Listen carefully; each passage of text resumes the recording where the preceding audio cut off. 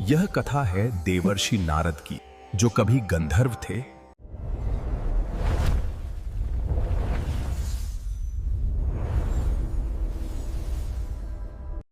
नारद मुनि ब्रह्मा जी के मानस पुत्र थे। ज्ञान, भक्ति और संगीत के अद्वितीय ज्ञाता। अपने पूर्व जन्म में वे उपबर्हण नामक गंधर्व थे। उनका स्वभाव मधुर था, परंतु एक बार ब्रह्मा जी की सभा में वे अपनी गणिकाओं के साथ अपवित्र गीत गाने लगे। इस अनुशासनहीनता के कारण ब्रह्मा ने उन्हें श्राप दिया कि वे अगले जन्म में शूद्र यानी दासी पुत्र के रूप में जन्म लेंगे। दासी पुत्र के रूप में उनका जीवन कठिन था, परंतु सौभाग्य से उन्होंने बचपन में ही महान संतों की सेवा का अवसर पाया। संतों ने उन्हें भगवान की भक्ति का मार्ग बताया। उसी सेवा के प्रसाद से उनके हृदय में नारायण भक्ति जागृत हुई। एक दिन जब वे वन में साधना कर रहे थे, तभी भगवान विष्णु स्वयं उनके सामने प्रकट हुए। विष्णु ने कहा कि अगले जन्म में वे उनके शाश्वत भक्त बनेंगे। तदुपरांत मृत्यु के बाद वे नारद रूप में उत्पन्न हुए और दिव्य ज्ञान के अधिकारी बन गए। एक बार उन्हें अपनी भक्ति और तपस्या पर अभिमान हो गया। इस अभिमान को दूर करने के लिए भगवान विष्णु ने एक लीला रची। नारद जी एक सुंदर नगरी में पहुंचे और वहां की राजकुमारी पर मोहित हो गए।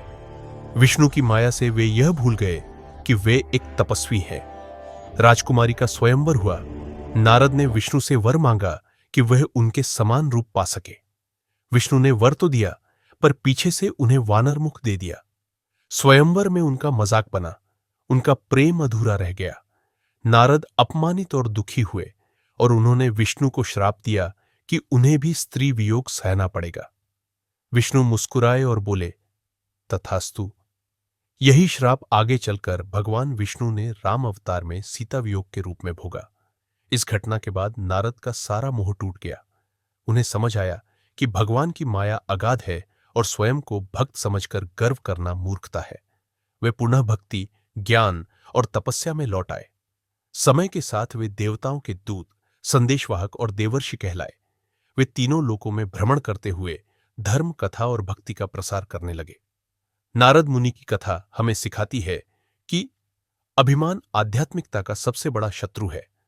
भगवान की माया अपार है, जिसे देवता तक नहीं समझ पाते। ज्ञान और भक्ति के मार्ग में विनम्रता सबसे बड़ी शक्ति है। आपको ये वीडियो अच्छा लगा है तो लाइक और कमेंट में नारायण नारायण जरूर लिखें। ऐसे ही पौराणिक और धार्मिक कथाओं को देखने और सुनने के लिए हमारे LMG एडिट्स को जल्दी से सब्सक्राइब करें।